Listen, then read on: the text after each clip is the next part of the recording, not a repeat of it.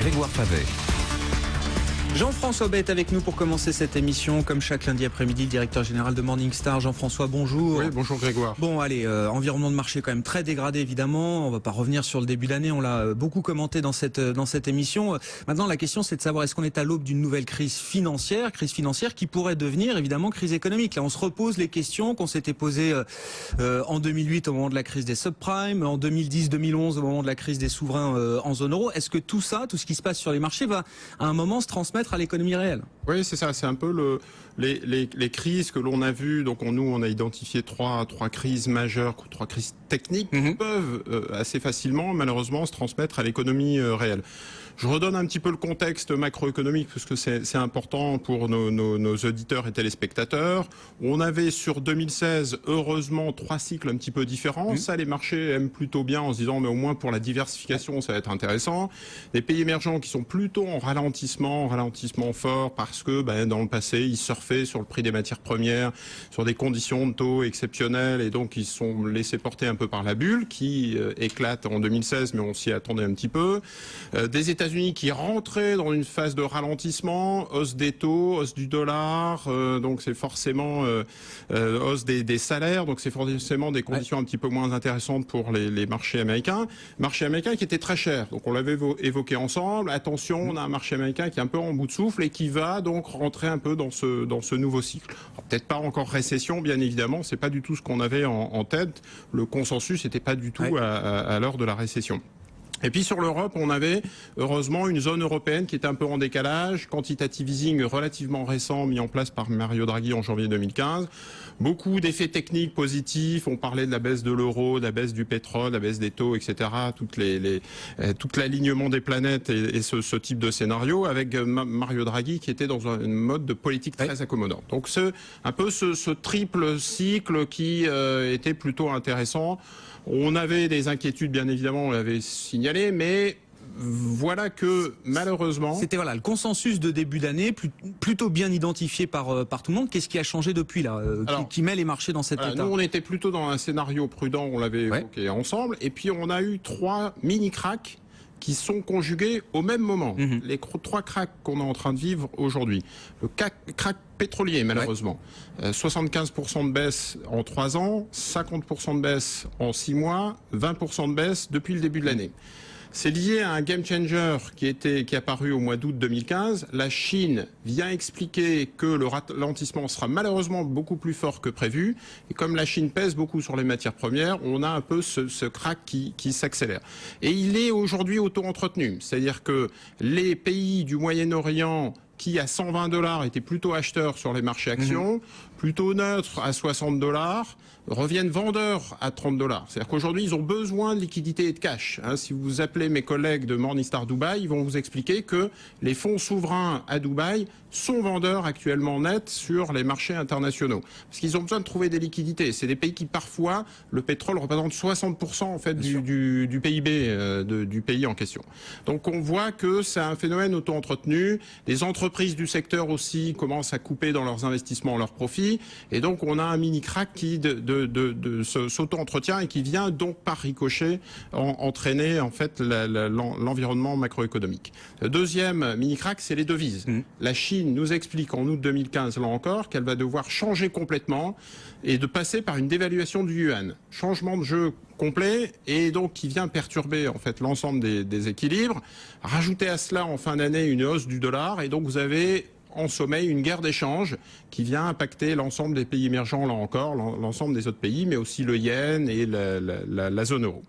Donc guerre des devises qui est aussi auto-entretenue aujourd'hui. On a potentiellement peur d'une dévaluation du yuan encore, parce que la Chine est un petit peu prise à la gorge, va devoir sortir l'arme ultime. Elle essaye d'accompagner la dévaluation du yuan, on l'a vu encore en début d'année.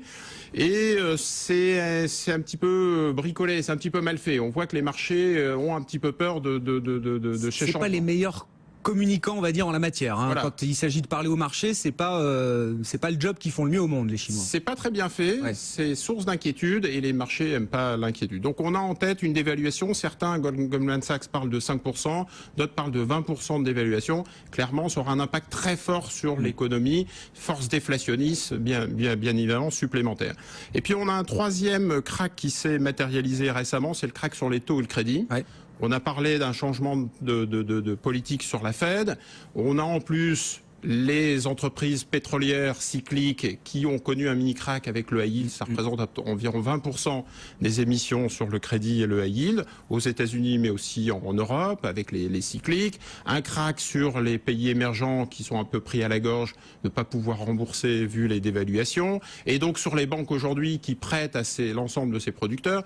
Pour vous donner une idée, le spread sur les banques en Europe a doublé en un an.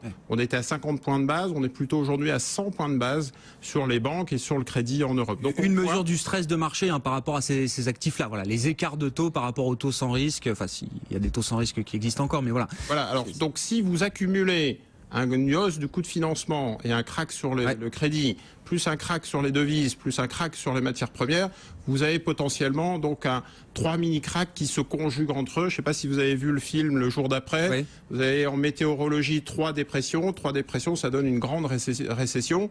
Et donc, on va faire la météorologie des marchés, mais c'est quand même très inquiétant pour l'impact macroéconomique. C'est ce que les marchés ont en tête aujourd'hui. On partait avec l'idée de ces cycles un petit peu différents entre les émergents, l'Europe et les États-Unis. On avait plutôt l'idée de s'en accommoder et d'arbitrer, de diversifier les portefeuilles en fonction de l'analyse qu'on en faisait.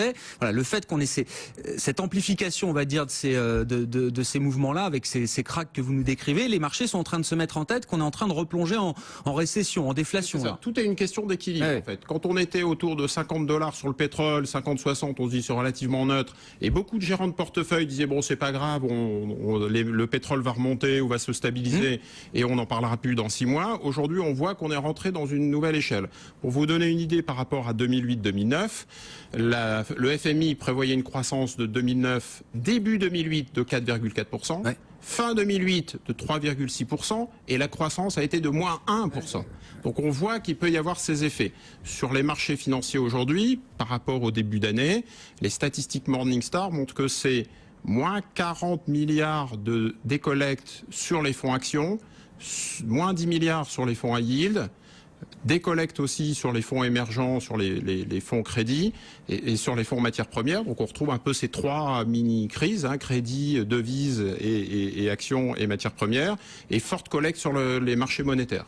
Donc c'est un peu risk-on, risk-off. On continue à sortir des actifs risqués pour rentrer dans du cash. Bon, mais ça veut dire qu'il faut d'ores et déjà, là, après ce qui s'est passé depuis le début de l'année sur les marchés, réviser le scénario macroéconomique de 2016. Enfin, on a beaucoup parlé des effets richesse positifs. C'était l'objectif notamment des banques centrales quand elles ont lancé la planche à billets, reflatter les actifs financiers, redonner de la valeur aux actifs financiers. Enfin, on imagine que quand ces actifs financiers à l'inverse perdent de la valeur, on a des effets richesse négatifs, enfin, des effets destructeurs de richesse là sur l'économie. Donc le mal est fait déjà là, Jean-François ? Oui, alors je pense pas qu'il faille jeter le bébé avec l'eau du bain. Donc on est en train d'ajuster un petit peu les portefeuilles. Nous, on était fondamentalement très prudents depuis quelques temps, donc on est resté sur cet angle plutôt prudent. Mais il vaudrait mieux, plutôt que de changer complètement les allocations d'actifs et avoir des swings, puisque les marchés sont un peu ce qu'on appelait fast and furious, c'est-à-dire vraiment avec des niveaux de volatilité intraday qui sont très très forts, changer peut-être les gérants de portefeuille à l'intérieur. C'est-à-dire plutôt que de toucher à votre poche Action Europe, touchez aux gérants que vous avez en sous-jacent, plutôt que de mettre des ETF, mettez des gérants très actifs, protecteurs. Ça, c'est ce que vous nous dites depuis longtemps, ça. Exactement. La période est très propice aux gérants actifs, donc essayez plutôt de faire des arbitrages à l'intérieur de votre poche, plutôt que de changer complètement vos allocations d'actifs, qui la plupart du temps d'ailleurs sont via de l'assurance vie et ont une certaine inertie. C'est très difficile à piloter parfois. C'est la seule gestion tactique aujourd'hui là qui peut permettre de s'en sortir dans ces marchés. L'idée, parce que voilà, il y a des auditeurs, téléspectateurs à chaque fois, ça les rend furibards. Mais l'idée de se dire j'investis sur du long terme pour au moins du moyen terme, la vision longue de l'investisseur, de l'épargnant, ça fonctionne dans des marchés comme ça peut marcher ou est-ce que c'est pas du tout ce qu'il faut faire ? Si vous avez suivi notre scénario, vous êtes plutôt prudent et protégé, donc ça fonctionne bien et vous allez pouvoir réinvestir quand vous serez contrariant. Aujourd'hui, je pense qu'il est un petit peu tard pour essayer d'acheter des ETF short, double short, et essayer de se protéger, parce que je le disais, les marchés, c'est la plus forte baisse depuis les années 70 sur les marchés actions. Donc on voit que le gros de la baisse est quand même derrière nous. En tout cas, on a déjà vécu de très fortes baisses. Donc ce sera un petit peu difficile aujourd'hui de continuer à shorter un marché qui a autant baissé. La prudence veut de pas trop toucher, de pas trop bouger. Ça ne veut pas dire réinvestir tout de suite pour autant. Bien évidemment, ça ne veut pas dire réinvestir pour autant. Il faut attendre que le pétrole, la Chine, le yuan, les devises se soient un peu stabilisés pour avoir la visibilité. Attendre aussi les politiques des banques centrales qui sont très, très importantes dans ce domaine. Alors après, si vous êtes dans un scénario d'impact macroéconomique fort, il vous reste l'achat de volatilité, il vous reste l'achat de l'or. L'or, par exemple, a très très peu monté. C'est sans doute une des classes d'actifs. L'actif de 2016, pourquoi pas ? Voilà. Et pour être contrariant, nous on aime bien, par exemple, les stratégies asymétriques type high yield. On en a parlé il y a quelques temps. Aujourd'hui, par exemple, sur des pétrolières ou sur du high yield, vous avez du 10 ou 11% de rendement par an. Alors ça peut encore continuer. Il faut voir les pains qu'on peut se prendre sur ces actifs-là. Mais si vous commencez à investir du 10 ou du 11% et que vous diversifiez bien vos portefeuilles et que vous passez par des bond pickers qui sont spécialistes du high yield, je pense qu'on se creusait la tête aujourd'hui pour diversifier son fonds en euros et trouver 1, 2, 3%. Si vous avez des émetteurs qui vous offrent du 10 ou 11%, honnêtement, ça commence à valoir le coup. Donc en termes de soutenabilité, c'est intéressant de commencer à rentrer sur ce type de stratégie. Bon, grande prudence quand même, hein. C'est le message. Bon, c'était le message déjà de la fin d'année 2015 et c'est un message renforcé, on va dire, pour ce début d'année 2016. Merci beaucoup Jean-François. Jean-François Bay, directeur général de Morningstar sur BFM Business, des marchés qui